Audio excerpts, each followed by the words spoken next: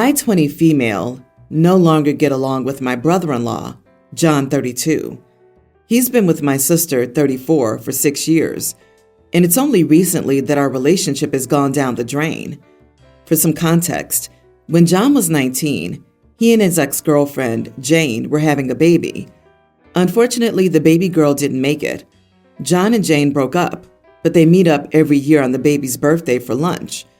Since meeting my sister, John also throws a small gathering for the family to come to. Obviously, none of us met the baby, but it's more for support since Jane moved countries and he doesn't have much family. When I was 16, my boyfriend passed away. It was very sudden, and nothing could have predicted it. One day he was there, the next he wasn't. I'm in therapy and grief counseling. The issue is that in the past 2 years, John had turned grief into a competition, which really hurts because I used to look up to him as a role model, especially when it came to grief and moving on. But he can't just let me be sad about my boyfriend. He has to bring up how his loss is so much worse. I want to clarify that I've never been in that position. I've never been pregnant or lost a pregnancy, so I can't pretend to know what that feels like, but I'm sick of him lording it over me. For example, last year, I lost my appetite, and John says, "When I lost my baby, I couldn't eat either, and I had lost a part of me. You just lost a person. You weren't connected, so it's not as bad." I'm invited to the party next month, but I told my mom and sister that I don't want to go and explained why. My mom and sister got very upset and said I was making a mountain out of a molehill and that I needed to put this pettiness behind me for John. They both said it would be douchey of me not to come. Am I the idiot? So John has turned his grief into an annual theatrical event and forces your entire family to attend as his captive audience. Sounds super performative and disgusting. Honey, you are not the idiot. He doesn't want support. He wants attention. Milking the situation so people feel bad for him. I have a loss. It hurts. It really does. But I would never turn it into an anniversary where I go out to eat with my ex and bring a poor family into it too. It's horrible. Don't go. You don't need to care if he doesn't care about your loss and feelings. Yeah, no. If it was just your sister, okay, fine. He likes the attention he's getting, and that's why he also made it into a competition with you. Can't have you stealing his audience or limelight, after all. So he's trying to gaslight you and your family into thinking that losing your boyfriend is somehow less and not as valid as his grief. And it worked on your family. They're a different type of grief, and comparing them does nothing for anyone, except him, because he doesn't want to move on and live with the memories that he has. You're trying to do so. In the end, you both lost someone. Your grief, as well as his, is valid. She lost her boyfriend 4 years ago. His loss was 13 years ago. So he's had a lot longer to process. I agree with everything you've written. He likes the attention, and her fresher loss threatens that. If he's being genuine, he needs some therapy because he's obviously not processing things if he's still holding on to how he lost his appetite and stuff like that. That he isn't going, "I lost my appetite and I found something helpful," but instead is diminishing the validity of OP's experience is a big sign that he has some major issues to deal with. Instead, he's milking it for attention. Yeah, that's not grieving for grief. That's grieving for attention. It's almost narcissistic. To throw an annual party for yourself is just so strange.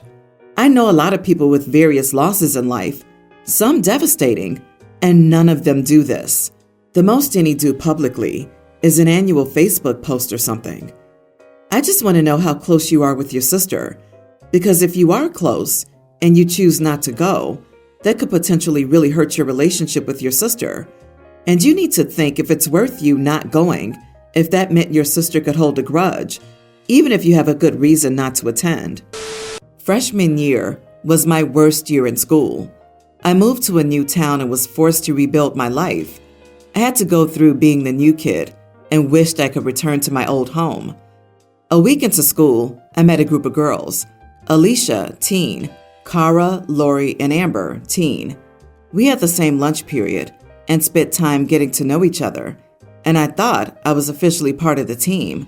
But after a few weeks, the only time we would ever talk was when they needed me to film a TikTok video, and they didn't bother including me in anything. Instead, they started making comments about my body and how I wasn't skinny like them. I was already feeling self-conscious, but they only made me feel worse, calling me ugly and saying that no guy would want to be with me. I went to the school for help, but they said they couldn't do anything without evidence. Soon I started skipping meals. My parents eventually found out, and they begged me not to do that to myself. Finally, after months of being tortured mentally and physically by these girls and their other friends, I left the week before winter break. It took me a while to feel like a normal person again. I'm 18 female, and life has improved. I got accepted to university and was awarded a scholarship. I met an amazing guy, and we've started dating, and I've learned to love my body. My boyfriend and I are going to prom next week, and I'm so excited. 3 days ago, my mom and I went shoe shopping. While in the store, I heard laughing and chatter, but I ignored it. Then I heard someone say my name. I looked up, and I saw a girl walking my way. She said, "My name, is that you? What do you want?" She put on the fakest smile and started making small talk. At that moment, I recognized her as Lori, who bullied me the most. She told me she was surprised to see me and said, "I didn't know you had money to be here." The girls behind her giggled. I brushed it off. She then pointed to my thighs and reminded me how chunky they were. She then had the nerve to ask for my number so we could hang out again. I told her no. She looked at me confused. Why not? We used to be such good friends. I squinted and said, "Because why would I want to be friends with someone who bullied me into an eating disorder? You acted like I didn't exist until you wanted me to grab you something or film stupid TikToks." Lori looked shocked and said she did no such thing. I told her she was delusional, and I hoped she talked crap to the wrong person one day and got her butt handed to her. Her face went white, and she tried to redeem herself. I walked off and found my mom in another department. I told her what happened, and she was proud of me, saying one day karma was going to get to Lori and everyone who tormented me. I know I had to stand up for myself, but I can't help but feel bad for wishing ill will on somebody. Please tell me, am I the idiot for embarrassing my bully? Not the idiot. Her head was so deep inside her own butt, she couldn't see that she was still a bully. Her comments about money and your body are proof she hasn't changed. I don't think she's ever been called out before. Good on you, OP. Truth hurts. Continue to live your life for you. Girls in high school, matter of fact, a lot of people in high school don't mean a thing once you graduate. You're already at a different high school, getting ready for college. You don't need to feel bad for giving a bully a reality check, and don't accept any friends or follow requests on social media from any of them. The best advice I've ever heard is, be selective with who you allow to have access to your life. Carry on, and best of luck in college.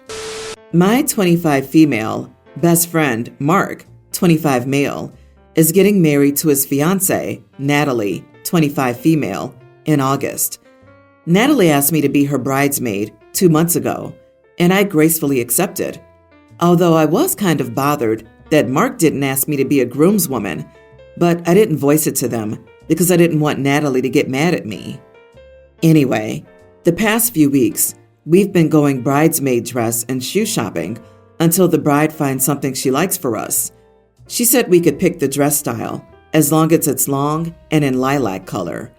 I don't like any of the stuff I try on since I never wear dresses, and I've never worn high heels either. All the bridesmaids found their dresses and shoes except me. Natalie has been assisting me in finding the right fit, yet I don't like anything. After looking, I decided to ask her if I could wear some platform shoes I have and a lilac tube top with wide tailored pants. She asked to see the look, and seemed to consider it at first, but then changed her mind and said no, dress and high heels. She said my look looked like a corporate office look, not a bridesmaid look. I explained to her that I hate wearing dresses and high heels, and I don't know why I should have to. She said that I knew her requirements for the bridesmaids since day one, and if I was uncomfortable with those requirements, why did I accept being a bridesmaid in the first place? I told her I'd rather be a groomswoman instead and not a bridesmaid, since I'm not into girly things. And after all, Mark is my best friend, not her. She took great offense to it and told Mark.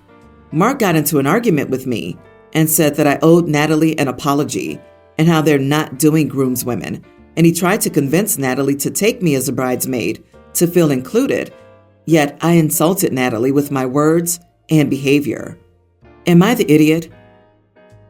Oh wow, by the sounds of it, she was very, very patient with you.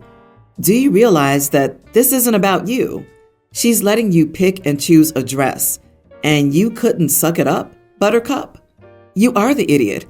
And if you want to keep this friend, maybe learn that the world does not rotate around you 24 hours a day, 7 days a week. Honestly, the fact that the bridesmaid let them choose the dress is very generous. So many bridal parties just have the bride choose the dress, and you can like it or leave it. OP wants to make this about her and how she's one of the guys. My worst ever bridesmaid dress was an early 90s Southern Belle style dress, complete with a big hat and gloves, in hot pink. I have red hair. I was not pretty in pink. I wore it with a smile on my face because of my friend. You shouldn't have accepted it if you weren't willing to wear a dress. Mark chose not to do a groomswoman. This was them making you a part of the wedding, which isn't your wedding. You don't get to override the fairly lax bridal party dress code requirements. Then you insult the bride to boot. In what world do you think you're being a good friend to Mark by insulting his fiancée? And a lilac tube top? Jesus, are you trying to be antagonistic? In what world? The one in which she breaks them up and gets to marry Mark, I'm sure. Natalie was so diplomatic. I, however, would have laughed in her face. A tube top? For real? Don't make yourself look foolish on purpose for my benefit. You have the personality to do that. Unless OP gave my fiancé a kidney, her butt would be booted from the wedding party and banned from the wedding. When I was growing up, that was my parents' mantra. When you're an adult, you're responsible for yourself. I started working when I was 15, and I attended a state college that I received a scholarship from. I graduated with only $7,500 in debt, and my job at a university came with a recruitment bonus that paid that off. My brother got a different talk. Our parents bought him a car when he was 16. He's smart and was accepted to a prestigious university, but no scholarship. And my parents earn enough that he doesn't qualify for financial aid. I make a good living now, and my parents and brother want me to help him. The thing is, he has a scholarship to a state school. He couldn't just go to an Ivy, but that's not good enough for them. I reminded them what they had always told me. They're mad that I'm not willing to sacrifice my life to help another adult. I don't think I owe them anything. Am I the idiot for reminding my parents that nothing is free when you're an adult? Life costs money? Your parents favor boys over girls, hence the special treatment your brother's getting. Your brother can take out student loans, sell the car, or keep applying for scholarships in subsequent years. It's not your obligation, as you've worked hard to stand on your own 2 feet and apply what your parents taught you, not the idiot. Or their parents could pay, since their income is why he doesn't qualify for student aid. The university thinks their parents can afford to pay, so why don't the parents pay? There's no way the university ability to pay assessment was based on the siblings' income, so their parents are trying to save their own available money by shaking down OP. Hun, you didn't get any financial help and survived perfectly. Your brother will survive too. This is such parentification of OP. I was badly parentified by my parents and my younger sibling. It resulted in a similar blurred line of my partner and me supporting my younger sibling and their partner's financial goals. Well, my sibling and their partner pulled out less than a year in, and we were left holding the bag. It was a nightmare. We were not financially strong enough to handle it, and it almost ended our marriage. It took us over 5 years to pull out of debt that we were left in, as we were fairly young and newly married. I don't think we'll ever truly recover from that loss. The best part was my parents refusing to get involved, as we were both their children, so they couldn't pick sides. As a result, I haven't spoken to my sibling in almost a decade, and it took a very long time to improve my relationship with my parents. Please, please, OP, don't do this. There is no way to win. You will only lose. I, 29 female, have 3 kids, and last year my husband/children's father passed away. I was a stay-at-home mom and always had been, so I had no idea where to start. I'd never had a job, and admittedly, I didn't even have my license. It was tough from every single angle, but in short, I needed help. So I decided to let my best friend, Jesse, 30 male, and his wife, Kim, 29 female, move into a spare room to help pay rent. I immediately went for my license, passed first try, and quickly got a job. During this time, my parents were helping with babysitting my kids. Thankfully, within 6 months, I had become comfortable with the adulting lifestyle. However, we were all still grieving heavily, as I never really gave myself time to process the loss of my husband. Nor did my babies really grasp that Daddy wasn't coming home, which made things much more difficult. So anyways, my roommates have been fine for the most part, but have recently started attempting to get me to party more, let loose and have fun. Things I'm still not even remotely comfortable with. And I've expressed this multiple times, and I don't really feel comfortable being around any guy while drinking. I'm working my way through that in therapy, started recently, but there's a long road ahead. Well, I picked my girls up from soccer practice yesterday and brought them out for ice cream. We got home around 6 p.m., and there were 4 or 5 unknown cars in my driveway, and I could hear the music blaring. I walk inside to find easily 10 plus people, mostly men, drinking, dancing, and partying with my roommates. I immediately turned off the music and told everyone to leave. My roommates called me a poor sport and said I needed to let go. Between them having strange drunk men and me in my husband's home, around my girls, and not respecting my boundaries on no partying in general, I decided to evict them this morning, where I had a lease already drawn up stating that I could evict them at any time with a week's notice. I only gave them 7 days to be out, and I was within my rights to do so. They're saying I'm an idiot for blindsiding them after all they've done for me. But them having drunk guys in my house around my daughters without even asking, knowing what I went through, was not a situation I will ever forgive. Am I the idiot? Not the idiot. No, they deserve it. Plus, when you confront them, they still show no remorse. What a bunch of dummies. Ignoring everything else, they threw a party with drink in your house where your children currently were, without your consent? Disgustingly entitled. OP, make sure you change the locks the same day they leave, regardless if they give you back their keys. Also, if they have any access to apps, including passwords like Prime Plus, etc., that you pay for, make the necessary updates to remove them and change the passwords. If you have any small valuables, I'd suggest making sure they're somewhere safe. Not to insinuate your former friends would steal, but angry people sometimes do stupid stuff. Everyone's the idiot here. You suck, because once you opened your doors and drafted up a lease agreement for them to live there, it became their house too. They suck for partying when you made it clear that you will not tolerate it. You should give them more time to find a place to live. Moving from one residence to the other can be extremely stressful, and it sounds like they probably have done a lot for you during your time of need. I agree, and in many states, never mind countries besides the U.S., it's not valid for a lease to have a shorter termination provision than whatever notice the legal eviction process is. Where I live, you have to give a tenant at least 30 days to move out. Also, if she didn't discuss house rules before letting them move in, she's definitely the idiot. However, the roommates knew her and should have known this sheltered young mom with 3 kids was not the place to crash if you want a party.